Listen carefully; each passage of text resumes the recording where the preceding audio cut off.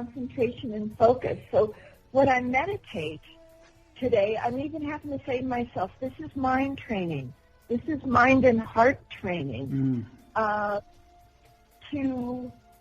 To slow down, to listen to my breath, to slow all those thoughts and ideas.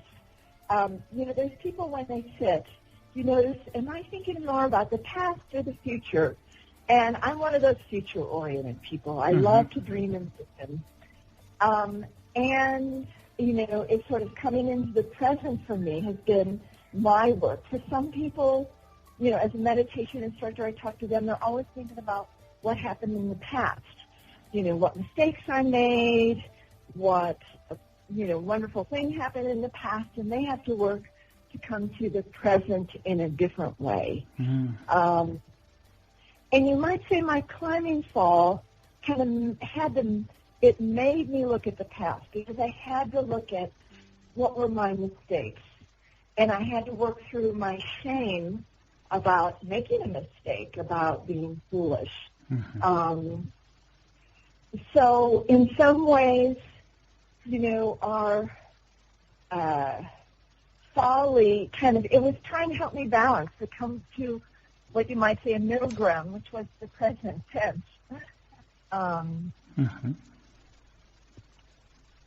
So it's coming into awareness, coming into consciousness, had a lot to do with balancing and what does it mean to come into the present, into my body, into the sort of grounded reality.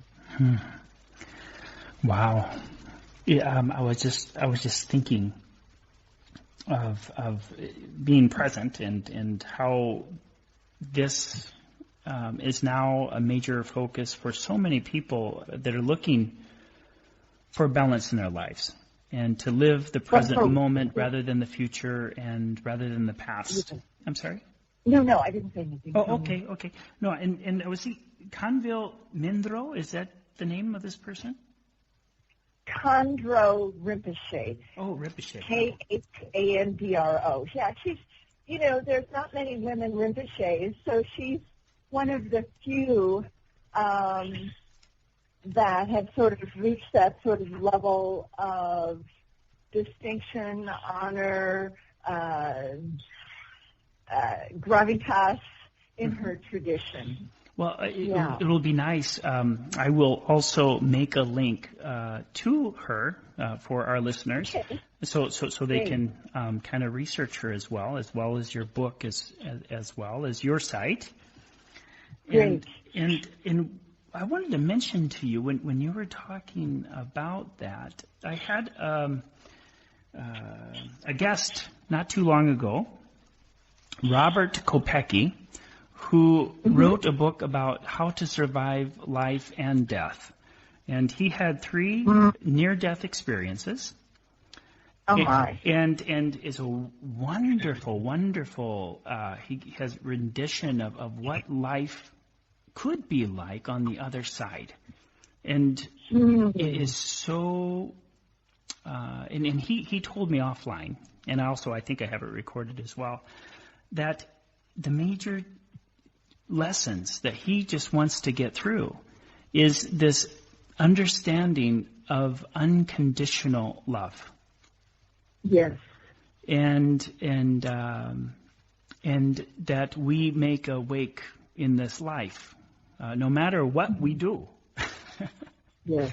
And he also said, what I'm really excited to teach people about is, and this is what is Conville with Mrs. Conville is in relation to this, is that in the what we consider to be good and bad, or light and darkness, is not there doesn't seem to be a combat as we traditionally like to look at this. Right. Darkness is simply a lack of light. Fear is a lack of love. And he said all the work is to understand that you alone, separated, do not have the capacity to create such light or to create such love alone, separated. Mm-hmm. Mm-hmm. But because go ultimately, ahead. We're not separate. I mean, it's that illusion of separation that creates the fear that we're alone and that we have to do something. But, yeah, you're right. We never act alone. We're always in a sort of continuum with others, with this world, with all sentient beings. Yeah, so, and, you know, the line between birth and death, or alive and death, I think is also an illusion as well, that we aren't separate from those who came before us. We aren't, and that's why their wisdom comes right through us, and that love is a continuum through, you know, all beings. Deborah, could you talk a little bit about humility? What? Oh, I'm so glad you mentioned that. It's critical. It's critical in all this work, even as we have our dreams and visions and things we want to share with each other. You know, every moment is a precious gift, and we can't take that for granted. And, you know, I could fall again. It's not like the lesson's been totally learned. And I think we have to remember that, and that when you mentioned that, you know, we're not alone, our wisdom is also dependent on others. And that when we think we have the answer, you know, individually independent of ourselves, then, you know, we're treading on thin ice, and we forget we're interdependent on everyone. Yeah. And that is, it might sound daunting when if someone doesn't quite understand what you're saying. It sounds huge. Yeah. It sounds kind of scary. And because it seems scary to be interdependent, because then we have to rely on others. And the truth is we always have to rely on others. But there's a sense that if I'm not in control of things, then it's, you know, then it's not going to work. Our life is not going to work. And the truth is, we're actually never in control.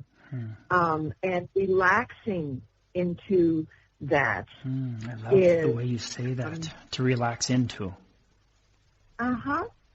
Because we're tense otherwise. We're always tense and scared when we imagine we have to do it all ourselves.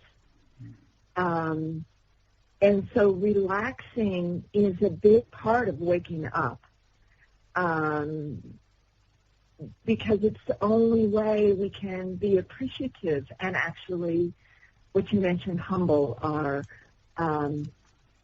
you know, humility, the word is from humus, which is that earth, that really fertile earth on the ground. And it's about being close to that, you know, not above, not in the sense, you know, that we're far away from that. They're always close to that earthiness. I just love the image and the smell. Right. What a nice image to work with. And so it's like staying close to the ground, which was one of my big lessons. Staying close to that which nurtures and sustains us. You know, where the plants grow and our food is taken from.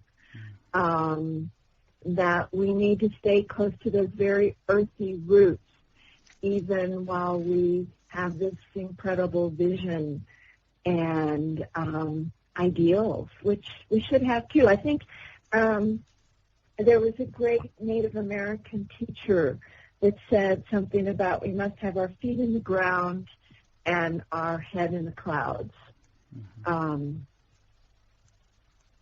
So, that image of balancing those two again.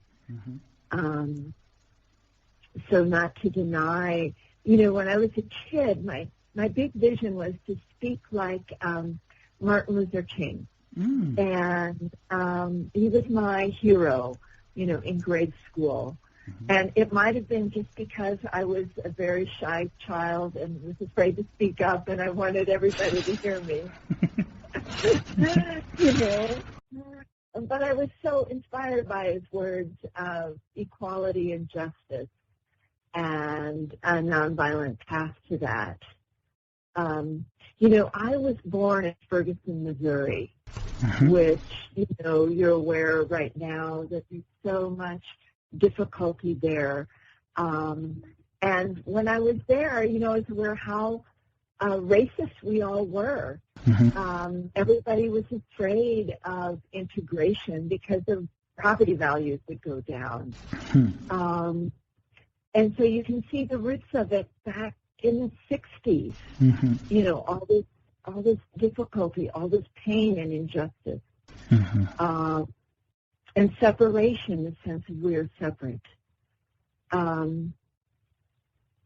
So, that early vision of mine to speak up, to tell the truth, to ask for justice, is still so alive today.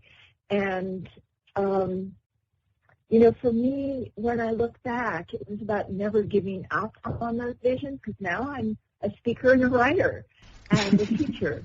And also, as you said, that the people that have passed on, it's an illusion that they are disconnected from us, which means that Martin Luther King is right there at your side, helping you along. That's right. That's right. Because when you think about it, what's real? His love is real. That's continuous over time. That is not a temporary thing. And his wisdom and his vision, those things don't die, which was the heart of him. So you're right. He's right there. and perhaps his humor, too. Humor, absolutely. Which is also that word, its root is also from humus. No. Like humility. Yes. Jiminy Christmas. Look at this. Wow. I just love this. Isn't that fabulous? Because humor brings us back to the earth, reminds us of our follies, reminds us, of we make fun of ourselves in a way that is light and connects us again. In a constructive way. In a very constructive way. And that's why we need it to remind ourselves that we are humans, which is also from that same root. I love this. Isn't that great? This is so cool. I've never, ever, ever connected humus. Wow. Yeah. Humus, humility, humor, human. It's all one. All one. Yeah. It's like when you imagine a tree and the roots going out into the earth, how we're all, what a beautiful also symbol that is of having our feet in the ground and our heads in the clouds. That is life-giving. That is being awake. It's also like the image of the lotus flower. That's so important in the Eastern culture and in the Buddhist tradition where, its roots are down in the mire, but that's critical for this beautiful blossoming of ourselves, this beautiful awakening, this beautiful coming into consciousness. There's so many people also on a spiritual journey that seem to want to sever their roots. Yes. And to stay in this spiritual dimension without having their feet in the mire. That's true. And it's so important, as you say. I mean, to gather the nutrients and to remember where you come from.